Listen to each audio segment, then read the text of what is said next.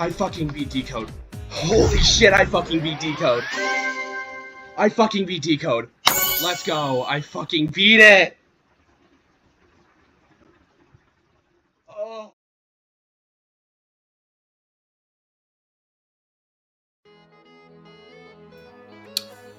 Holy shit. I cannot believe I'm actually deadass making this video. Like, if you would have asked me, literally even a month ago, if I was ever going to be Decode, I'd tell you, fuck no, you're an idiot. Get out of my house. But the fact that it actually happened is fucking crazy. So, where do I even start with Decode? Well, of course we gotta start from the beginning, because why not? I started Decode after going on the GDDL and seeing it and being like, oh shit, it's the funny, does this look possible at 100% speed wave? It's that level. And I was like, hey, you know what? I should try and beat it for funsies. So I think I got to 18 or 19%, and I was like, fuck this. So then I decided to do a practice run through the entire level, and I was like, fuck this. The worst part of the level at that time was the UFO, with the one with the portals, the upside down portals. And I hated that part. I was like, I'm never beating this. This isn't my skill level. But I will practice it. So I started practicing. I pretty much just practiced the entire level. And it took me a month to get a run. And it was 68 to 100. And I got it off camera, which really sucked. So then a while later, I got 68 to 100 again. And I was like, hey, I should actually try and record it this time. Took me much longer than I thought to get 68 to 100 on camera. And once I did, I was like, okay, this is getting real. I might be able to actually beat this fucking level. So I was like, okay, so I'm gonna try and go from 0 and see how far I can get. And I think a day later, I got to the UFO. And I was like, this is the final stretch. All I need to do is get consistent at the UFO. And then I just could not get consistent at it. It took me so long.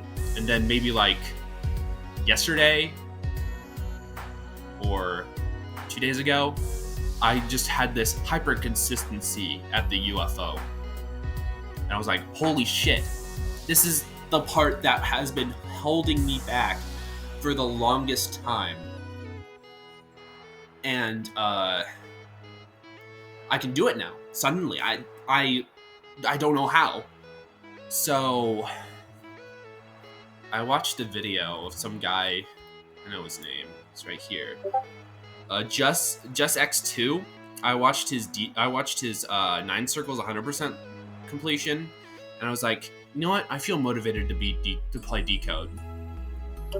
And I think 20 minutes after that, I got to 87, 89. And for the past 5 days of me replaying this level, I could not get anywhere. I think I got to the UFO maybe a grand total of 5 times in that time span. And then suddenly I pass it. That was crazy. It took me 5 UFO passes, 2 deaths to the 100% wave, and 1 death and 2 deaths at the final ship for me to finally beat it. And holy shit, is it exhilarating to finally be done with this level. It's crazy that I'm actually done with Decode and I never have to play it again. And it took me a grand total of 4,363 attempts. So funny story about this attempt counter. When I was first trying to beat Decode, I have an IRL friend who's also kind of good at geometry, who's actually pretty good at geometry. I can't just say he's kind of good. He's really good. And we said, wait, hey, how about we race this level? And he beat it first, but he beat it in like 8,000 attempts or something crazy like that. And I was like, I'm going to try and beat him in attempts. And I did. And that's extremely satisfying to me, to be able to know that I overcome this like ginormous like weight on my shoulder.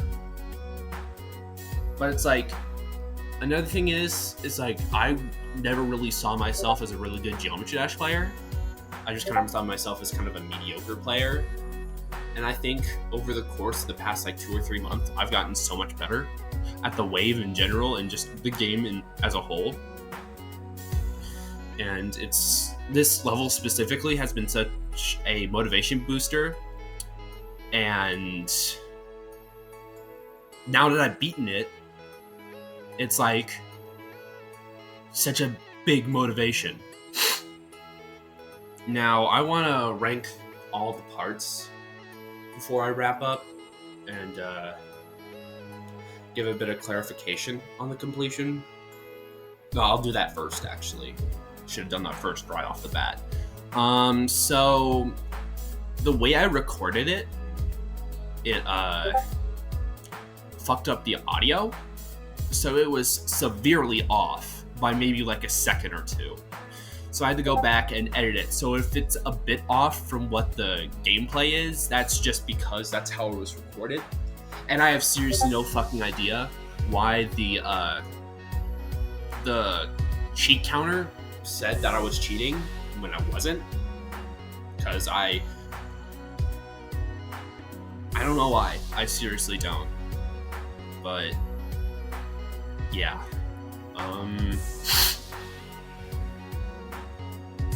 Anyways, I want to get into the parts of the level that ranking the parts of the level. So the first cube, it's kind of annoying, but only annoying like if you die there. It's only annoying when you play from 0. It's probably like a B tier. It's kind of a fun cube part. The ship after that, I died there way too many times. Like, way too many times for me to even count. So that's probably like a C tier. Then there's a UFO, which is extremely inconsistent. I don't know. It's kind of like a B or C. Then you got the cube after that, and sometimes it can be really fucking annoying, but once you get consistent at it, it's fine. Probably another C tier. It's a very forgettable part. That's entirely why. Then it's the wave, and I think this is like the first like really fun part of the level. Like once you get consistent at it. That's only when you get consistent at it, and if you keep dying there, it's pretty annoying. But once I really got consistent with the level, I just didn't die there that much, to be honest.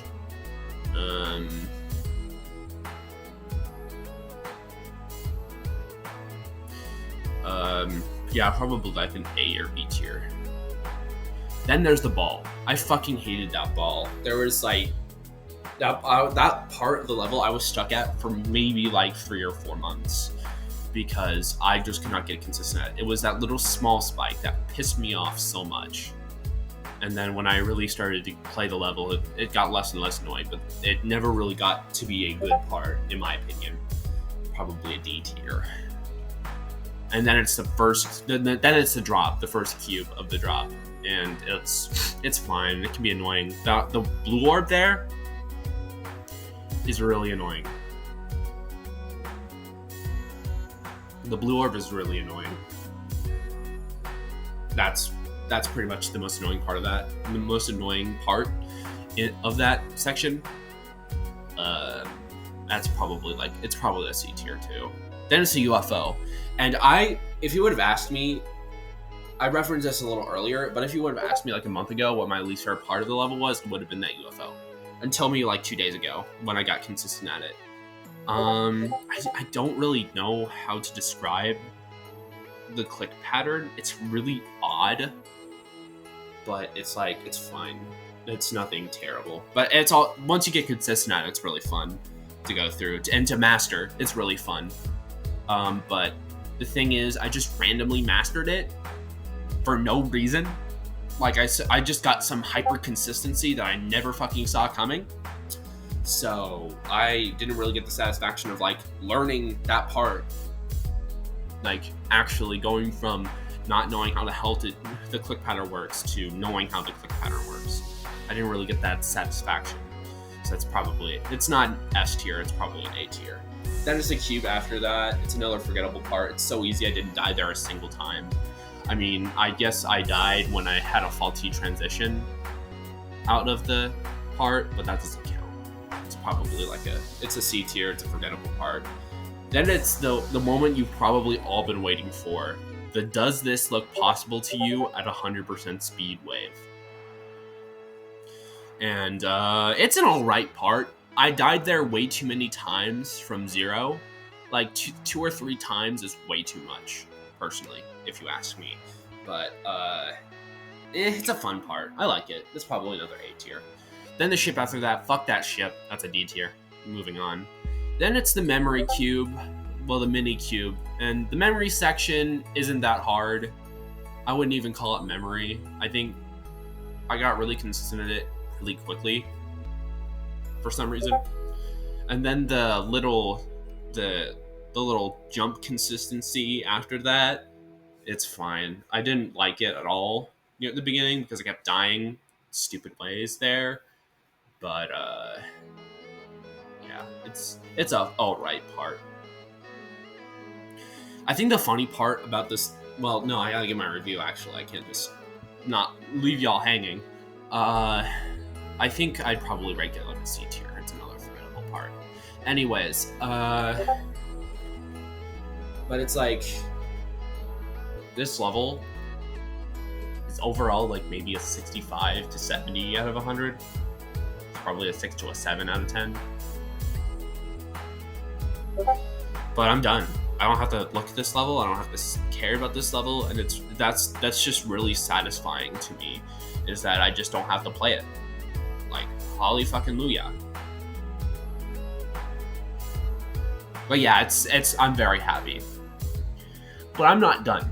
You see, I decided that I wanted to go for something else after Decode, but I don't want it to be as much of a jump from a level like, I made this for fun, LOL. That level is easy. This is like maybe like a hard tier easy demon. I wanted to do something like maybe about the same skill level, but not like exactly the same skill level. So just to maybe practice, just get good at like the game a bit more without having to pull my hair out. So I decided today I'm going to be revealing what my next easy will be after this. And after not a lot of careful consideration and thought process, I've decided that I'm going to do Dear Nostalgists as my next demon. Just because I played it before, and I was like, this is a kind of fun level, but wanting to actually like do it now. So yeah, that's going to be my next demon. Is going to be Dear Nostalgist. And I might do progress as I slowly go through that level. Unlike with Decode, it's kind of been a secret project for a while. But yeah, that's really all I have to say. Sorry for the extremely long Yap Sesh at the end of Decode completion. But yeah, I thank you for watching, and I'll see you when I start playing Decode. Not Decode, I'm a fucking idiot. When I start playing Dear Nostalgists. So peace.